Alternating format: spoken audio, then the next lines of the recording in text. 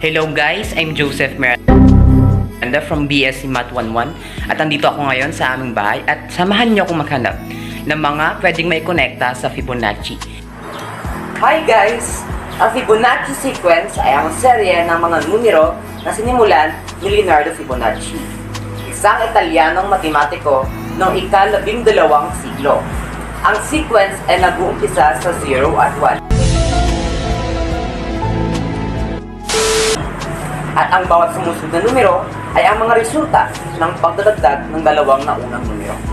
Ang Fibonacci sequence ay kadalasang iginubuhit bilang 0, 1, 1, 2, 3, 5, 8, 13, 21, 34, 55, and so on and so forth. Ang Fibonacci sequence ay ang mga kahanga-hanga ng mga katangian at naglalarawan ng maraming pattern at relasyon sa matematika at kalikasan. Ang mga ratio ng mga magkakasunod na numero sa sequence ay lumalapit sa golden ratio na humigit kumulang 1.618. Tara at samahan niyo kami maghanap ng Fibonacci sequence. Yan, sa first stop natin is nakakita tayo ng isang puno. Ang punong ito ay kasama sa Fibonacci sequence, which is meron siyang 1, 1, 2, and 1, 2, 3. At yan ay kasama sa Fibonacci sequence. Wow! So ang punong ito ay kasama sa Fibonacci sequence. Ayan, sa paghahanap natin guys, nakita ulit tayo. So meron ditong shell.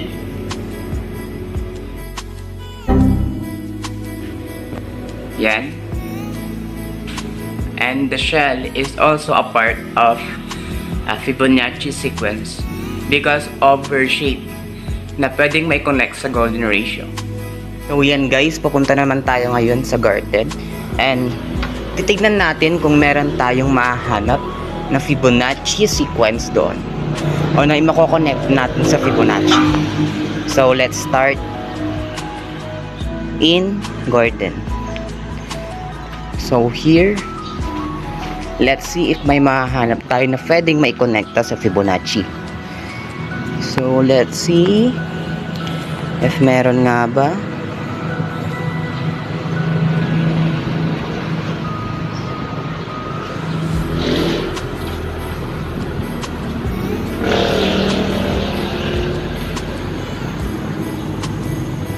So here, may nakita tayong ganito ngayon. So papansinin natin is pwede siyang maisama sa Fibonacci. First is meron siyang 1 sa loob, and then 1 na naman, then 2, and then 3, 4. Ito ay isa sa kasa, ito ay what the kasama sa Fibonacci sequence. Next is tignan natin sa garden kung meron pa na pwede mai-connect sa Fibonacci sequence. Yan. Go back here. Here. So itong bulaklak na to is kasama rin sa Fibonacci sequence. Bilangin natin kung kasama nga ba talaga siya. 1, 2, 3, 4, 5. At ang 5 ay kasama sa Fibonacci sequence. So yun lamang po aking nahanap dito sa garden. So sa inyo dyan, meron ba kayong nahanap?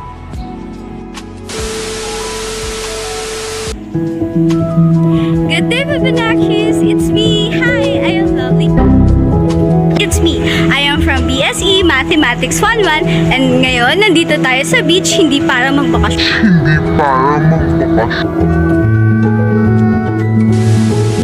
kundi para maghanap ng mga bagay na maika-classify natin as Fibonacci sequence.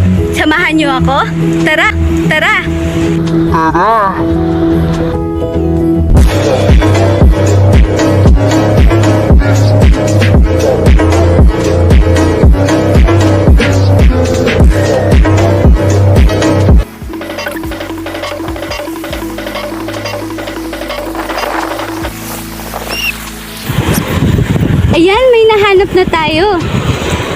Alam nyo ba na one of the most well-known examples ng Fibonacci sequence is yung spiral pattern na makikita sa seashells?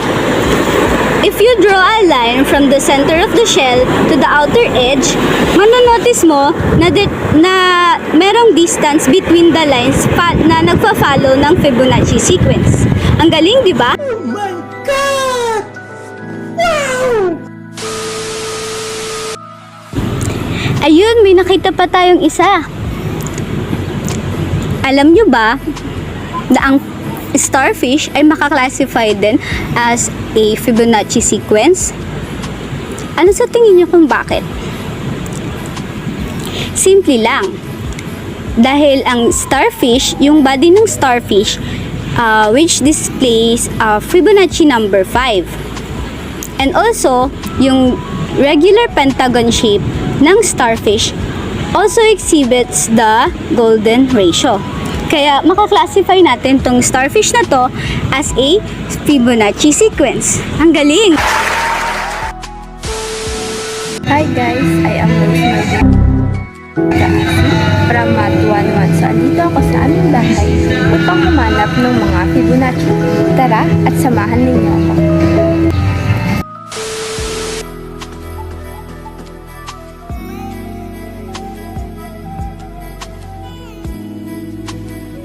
Sa mga bulaklak, madalas na mayroong isang spiral na disenyo sa pagkakalagay ng kanilang mga petals na maaaring ilarawan gamit ang seryeng Fibonacci.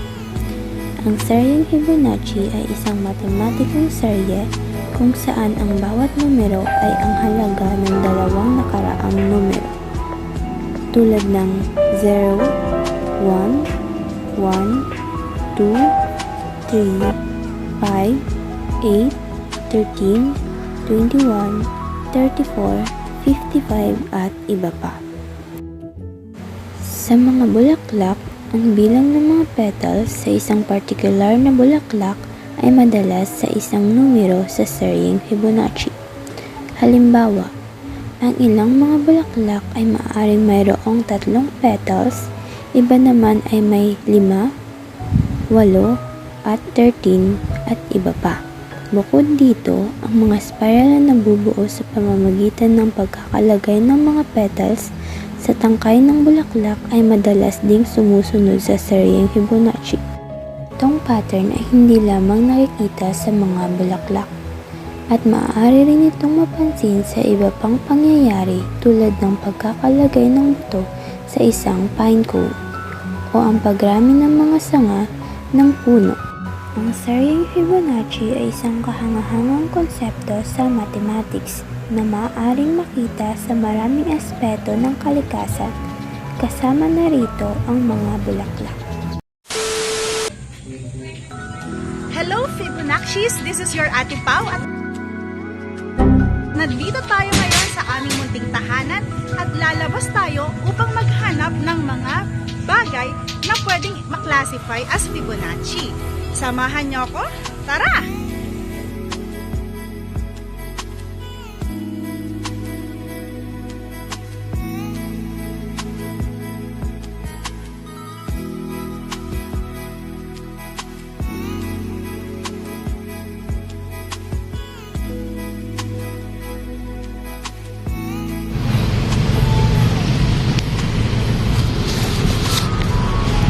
In trees, the Fibonacci begins in the growth of the trunk and then spirals outward as the tree gets larger and taller. We also see the golden ratio in their branches as they start off with one trunk which splits into 2, then one of the new branches stems into 2, and this pattern continues. Nakaka-amaze na Fibonacci sequence appears in many natural phenomena, from seashell, trees, to flowers, di ba? Grabe mga ka-Fibonaccis, no? Hanggang sa muli nating paghahanap. Paalam!